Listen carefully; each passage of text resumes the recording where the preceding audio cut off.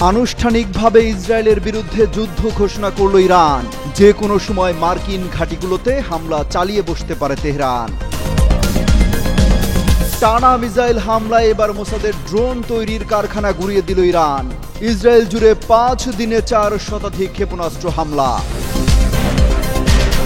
ইসরায়েলের দুর্ভেদ্য প্রতিরক্ষা ব্যবস্থা ভেঙে গুঁড়িয়ে দিচ্ছে ইরান। নতুন করে একযোগে ছোড়া হয়েছে 1/2 শতাধিক মিসাইল।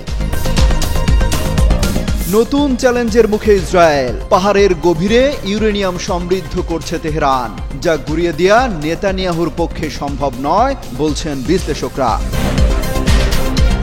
ইসরায়েলের মিসাইলে গুঁড়িয়ে গেল ইরানে বাংলাদেশ দূতাবাস কর্মকর্তার ভবন। আগেই নিরাপদে সটকে পড়ায় বেঁচে যান প্রাণে।